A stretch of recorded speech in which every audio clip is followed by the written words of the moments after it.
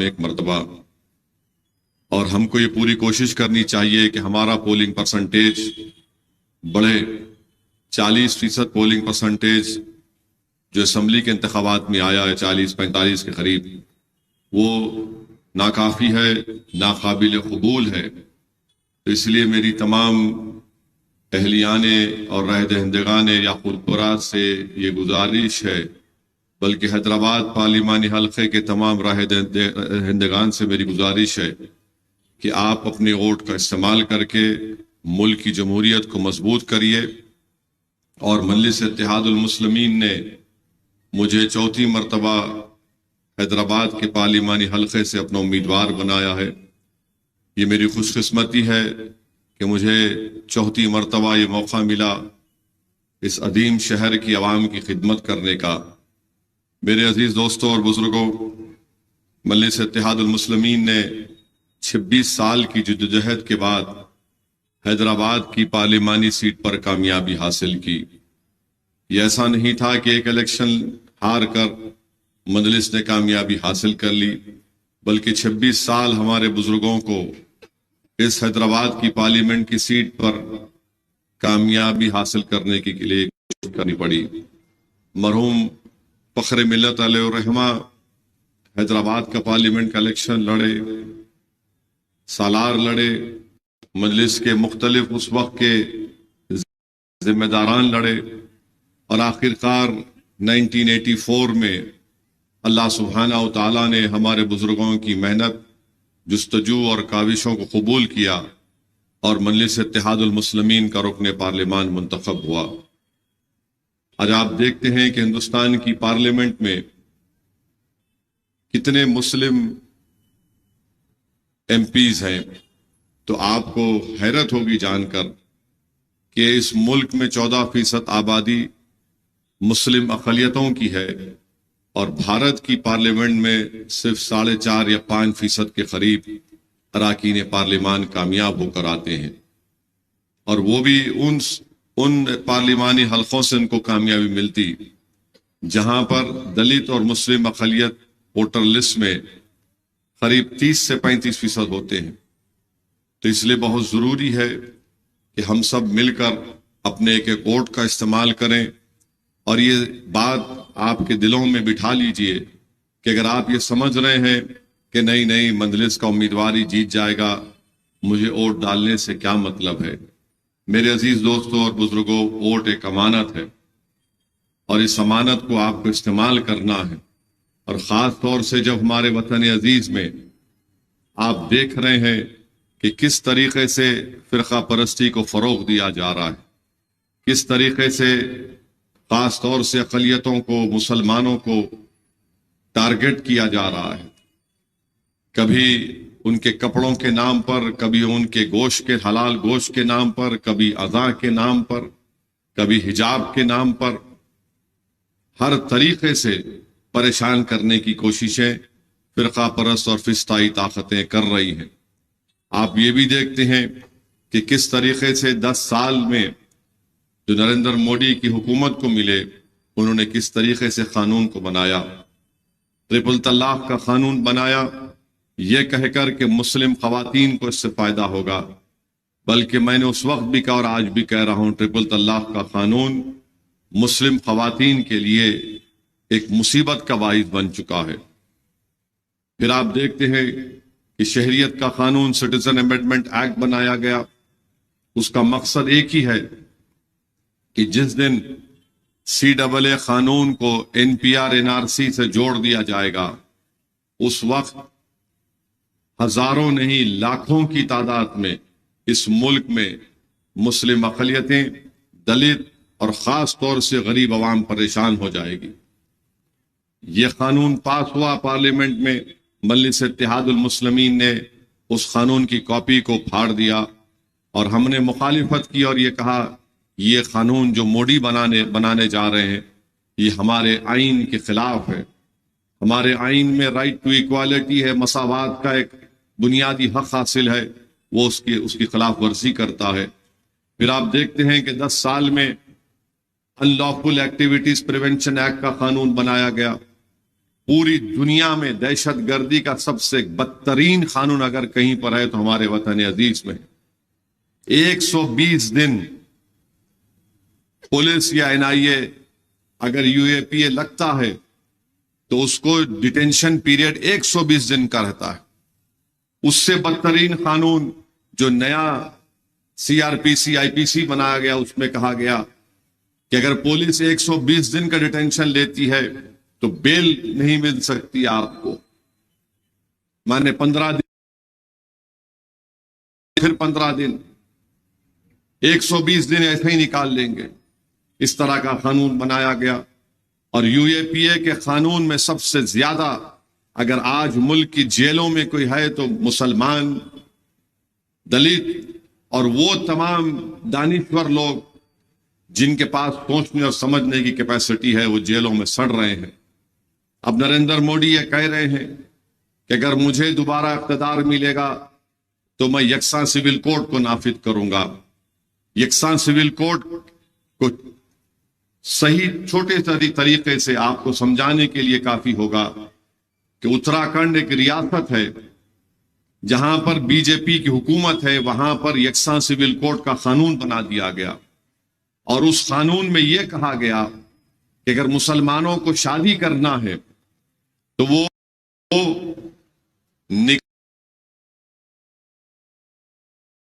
शादी करना पड़ेगा। और आप जानते हैं कि बगैर निकाह के मुसलमानों में शादी नहीं होती। उसमें मेहर का प्रोविजन निकाल दिया गया, यानी दुल्हन को मेहर दी जाती है, कहते नहीं स्पेशल मैरिज एक्ट के तहत आप शादी करो। तलाक देने के तरीके किसी और मजहब के तरीकों को अपनाने के लिए कह दिया गया। ये यकसा सिविल कोड है जो बीजेपी पूरे मुल्क में लाना चाहती है। इसीलिए मेरी आपसे दबन गुजारिश है कि आपको पहले से ज्यादा करना है, सिर्फ मजलिस के उम्मीदवार की कामयाबी के लिए नहीं, बल्कि ऐसे जो खवानीन पिछले 5-10 साल में इस हुकूमत ने बनाए उसके खिलाफ आपको अपना शदीद रद्द अमल देना पड़ेगा। और वो रद्द अमल ये होगा कि आप एक तरफा मुत्तहदा अपना एक वोट मजलिस इत्तेहादुल मुस्लिमीन के हक में दें। आप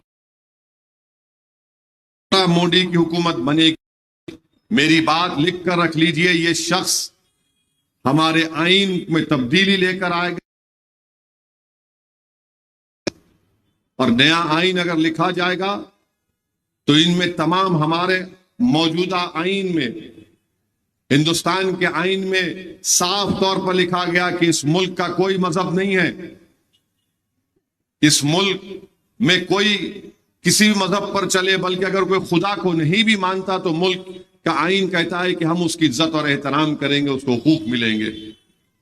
मौजूदा आईन में आपको इख्तियार दिया गया कि आप अपने मजहब पर चलें, मजहबी आजादी आपको हासिल है। आप देख रहे हैं कि गुजरात में कैसे कैसे कानून बनाए गए। अगर कोई मजहब तब्दील करना चाहेगा तो उनसे कहा जाएगा नहीं, तुम मजहब तब्दील नहीं कर सकते जब तक लिख कर देना पहले उनको कि तुम मजहब क्यों तब्दील करना चाह रहे हो। वो एग्जामिन करेगा कि तुम्हारा दिमागी तवाजुन ठीक है या नहीं। अगर तुम किसी और से इंटर रिलीजियस मैरिज करना चाह रहे तो तुम नहीं कर सकोगे। ये कानून बीजेपी जहां पर इख्तिदार में है, उत्तर प्रदेश में, मध्य प्रदेश में, जहां जहां बीजेपी की हुकूमत है वह गुजरात में इस तरह का कानून बना दिया गया है। इसीलिए मेरी आप सदवन गुजारिश है कि अपने वोट का इस्तेमाल पहले से ज्यादा आपको करना है। ये जरूरी है। अगर हम यही समझेंगे अरे हमारा इलाका है क्या होता मियां, नहीं मेरे भाई। एक और बात याद रख लीजिए कि इस इलेक्शन में जितने मजलिस के मुखालिफिन है तमाम मुत्तहिद हो चुके हैं। जाहिरन कुछ कह रहे हैं मगर अंदर से बीजेपी का साथ दे रहे हैं। इसीलिए मेरी आपसे गुजारिश है कि अपने वोट को इस्तेमाल करिए, पहले से ज्यादा इत्तेहाद को मजबूत करिए और 13 मई के दिन पूरे अफराद खानदान को साथ लेकर पोलिंग बूथ को जाइए। और जब जाएंगे तो सेल फोन लेकर मत जाइए, पोलिंग बूथ में सेल फोन लाने की इजाजत नहीं है।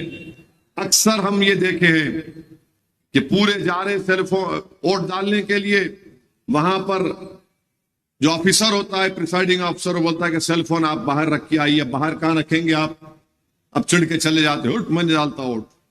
अब बेचारे घर वाले भी परेशान, तो अपना सेल फोन लेकर मत जाइए, सुबह के अवलीन सातों में जाइए। यकीनन गर्मी रहेगी, मगर याद रखिए मुल्क में जो फिरका परस्ती की गर्मी में और इजाफा होगा, उस गर्मी के मुकाबले करने के लिए आपको अपनी पार्टी की नुमाइंदे की जरूरत पड़ेगी।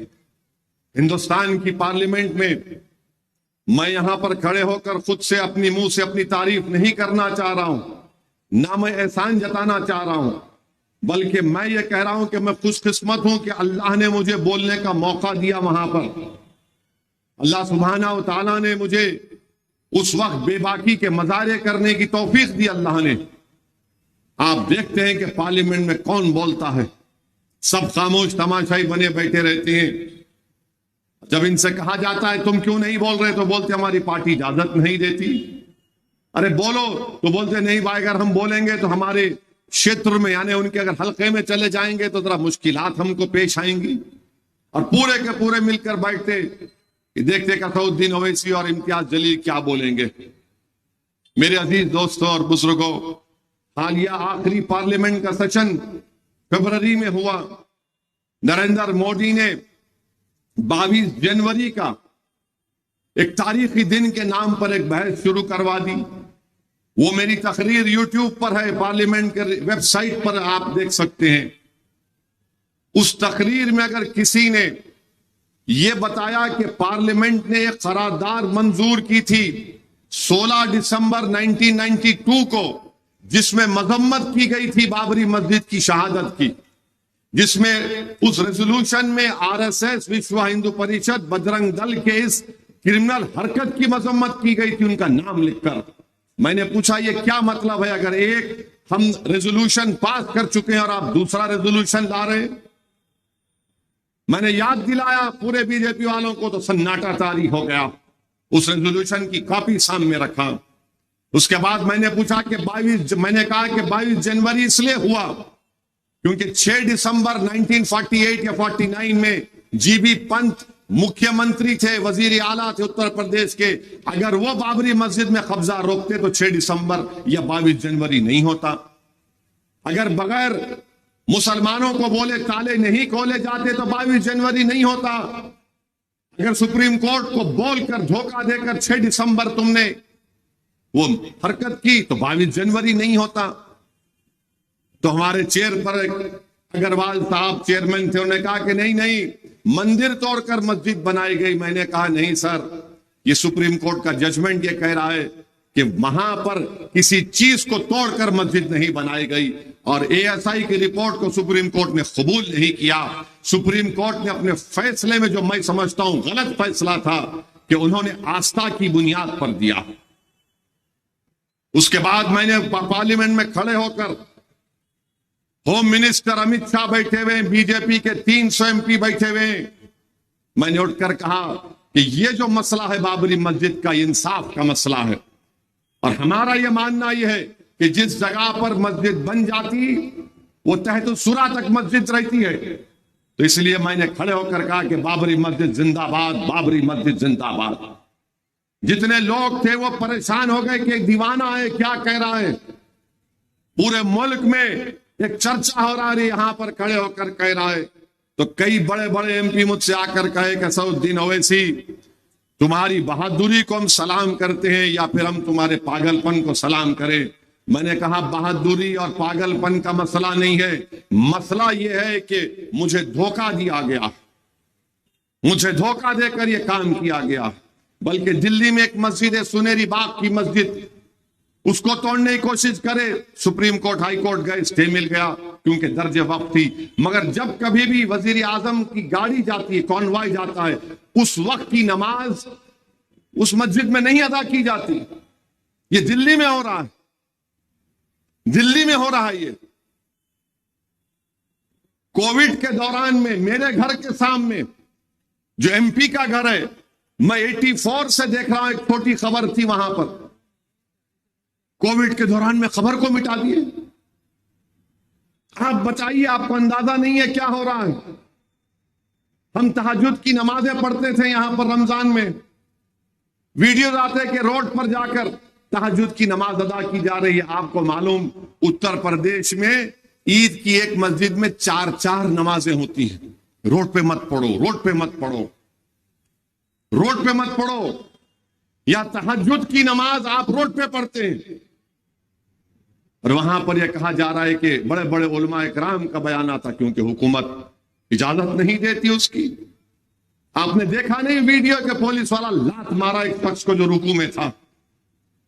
मेरे अजीज दोस्तों और बुजुर्गों, ये इनके अज़ाइम है, और इसीलिए बीजेपी की उम्मीदवार जो इशारा किया तीर मारने का, वो उनकी असल सोच है, वो उनकी असल एजेंडा है, उनका वो मकसद है। वो तीर मारना हैदराबाद के अमन को बर्बाद करने का उनका एक एजेंडा है, तेलंगाना के अमन को बर्बाद करना उनका एजेंडा है। वो ऐसा ही नहीं था, आप समझेंगे नहीं नहीं ऐसा नहीं, इनका एजेंडा है, इनका प्रोग्राम है।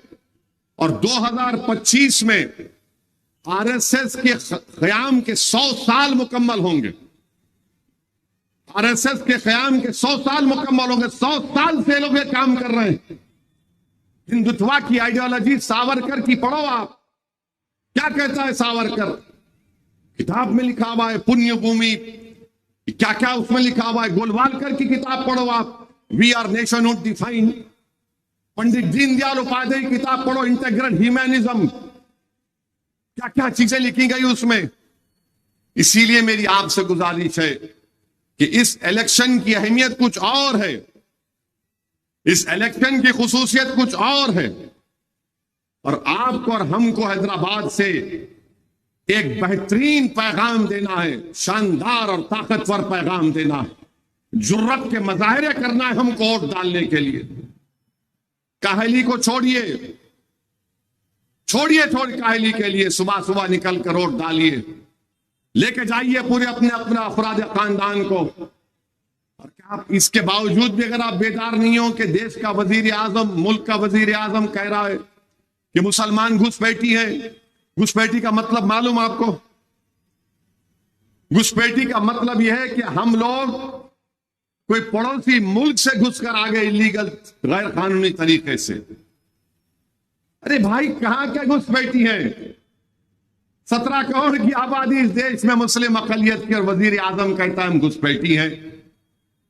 पार्लियामेंट में 10 साल में 14 मरतबा सवालात पूछे गए, जिसमें मेरा भी एक सवाल था, बताओ कितने लोग दूसरे ममालिक से इलीगल तरीके से आए। तो गवर्नमेंट बोलती हम डेटा नहीं है हमारे पास।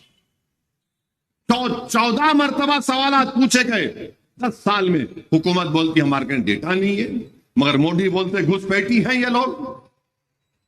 अरे ये चार मीनार, ये कुतुब मीनार, ये ताजमहल घुसपैठियों ने बनाया क्या? अच्छा, हैरत की बात यह है कि इनका एक मिनिस्टर आया यहां पर बीजेपी के उम्मीदवार के नॉमिनेशन में, बोलता असदुद्दीन औरंगजेब जितने मुगल बादशाह है मुझे उनसे कोई मोहब्बत नहीं है, मैं बादशाहों को पसंद नहीं करता, मैं खुला बोल रहा हूं, अगर मैं रहता उस जमाने में तो शायद उनके खिलाफ मैं आवाज बुलंद कर देता हूं। मगर ये बोलते ये इनसे ताल्लुक है। अरे कोई मुगल बादशाह हज नहीं करा, हज को नहीं गए, वो ख्वाजा अजमेरी के आस्थाने को जाते थे और जितना पैसा कमा यही मुल्क में लगा दिए।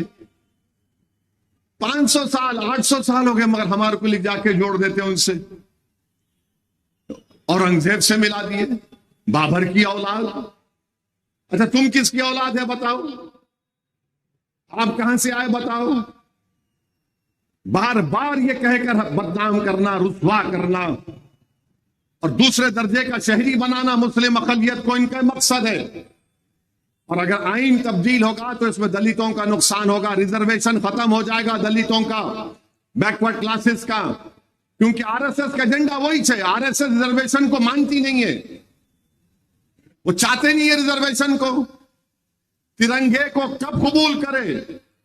आरएसएस का एक महानामा निकलता है, ऑर्गेनाइजर, उठा के पढ़ो आप आजादी के बाद का।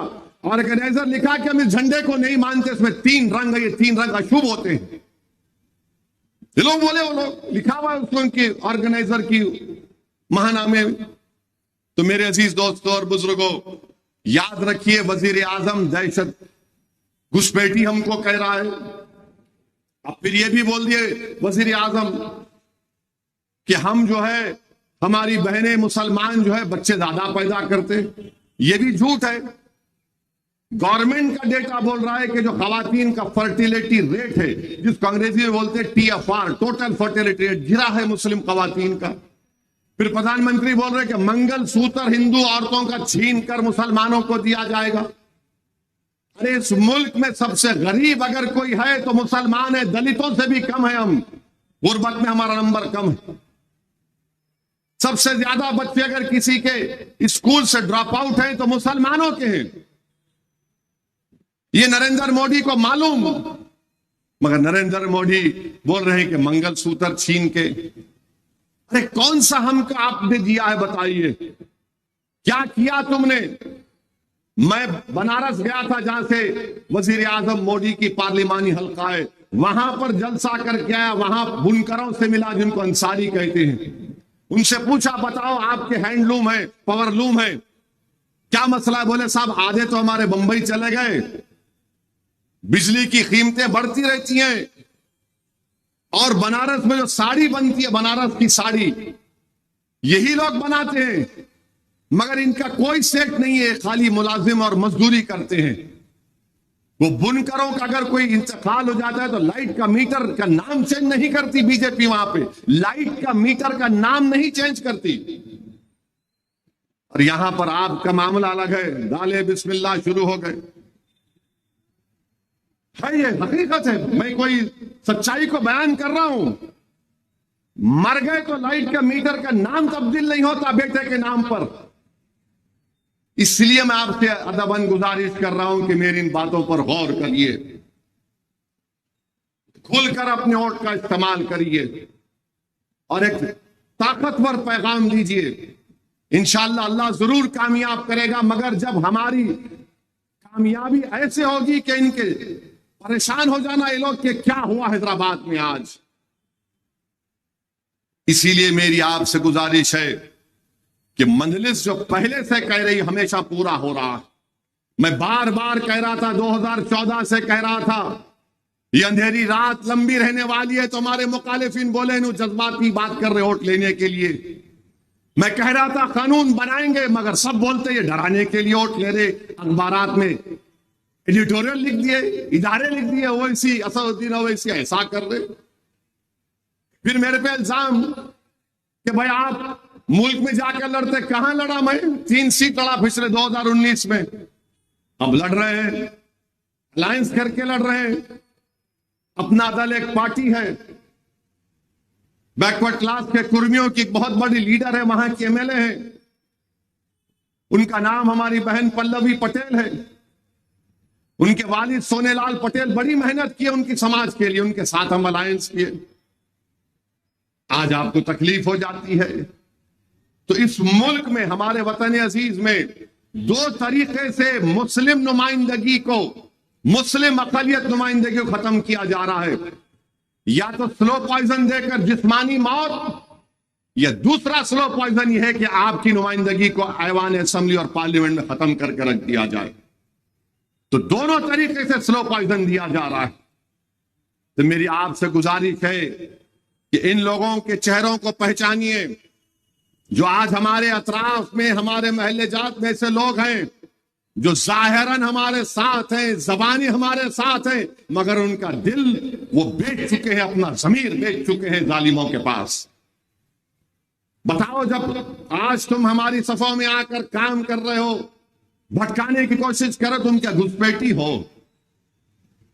बताओ तुम घुसपैठी हो या नहीं हो? बताओ, क्या तुमको पसंद है कि किसी हमारे हिंदू बहन का मंगलसूत्र उसके गले से छीन कर तुमको दिया जाए? क्या तुम बच्चे पैदा कर रहे हो? मेरे अजीज दोस्तों और बुजुर्गों, मेरी आपसे गुजारिश है कि ये चीजें आप दे। आप कल एक और तकरीर में वजीर आजम बोल दिए, क्या बोले?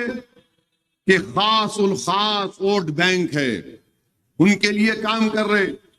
देश के वजीर आजम प्रधानमंत्री मोदी, जो आप किसी जमाने में चाय भी बेचे हैं, हम आपसे कह रहे हैं इस मुल्क में कोई वोट बैंक नहीं है। हाँ, एक बैंक है जिससे आपने 6,000 करोड़ का लोन आपके दोस्तों को दिलाया। 6,000 करोड़। और नरेंद्र मोदी बोलते ना मैं खाऊंगा ना खाने दूंगा। 6,000 करोड़ खाजा का लंगर है, बांट रहे सो। 6,000 करोड़ लोन दिए। अब बताइए 6,000 करोड़ किसको बोलते हैं? इलेक्ट्रल बॉन्ड लिए। इलेक्ट्रल बॉन्ड तो क्या है? ये लीगल तरीका है रिश्वत कबूल करने का। 10 करोड़ रुपए गोश्त की कंपनी से लिए। मैं एक गोश्त की दुकान पे गया और मुझे मालूम था ऐसा होने वाला है, क्योंकि सियासत क्या है सालार के पैरों के पास बैठ के हम सीखे। मैं गया उस गोश्त की दुकान पे और जाकर वो बोला, मैं बीजेपी वाले पकड़ लिए। मैं बोला बहुत अच्छा है, मर 10 करोड़ लिए तो तुम्हारे को जब नहीं दिखा गोश्त, जब बीफ नहीं दिखा तुम्हारे को, जब तुम्हारी तकलीफ नहीं हुई तुम्हारे को, तो मालूम हुआ कि गरीब एक दुकान खोलता है। हमारे कुरैश बिरादरी के लोग हैं, हमारे हिंद दलितों में कथिक बोलते हैं उनको। दुकान पे क्या कमाते होंगे? घर को ले जाता होगा दिन भर। अगर 10 घंटे दुकान खुला रखा तो 700-800 रुपये, 1,000 रुपये। आप 10 करोड़ उनसे लेंगे और गरीब की दुकान है तो बंद करो। अब बताइए क्या होगा इस मुल्क में फिर? आपको मालूम कि उत्तर प्रदेश में तो सब बंद है।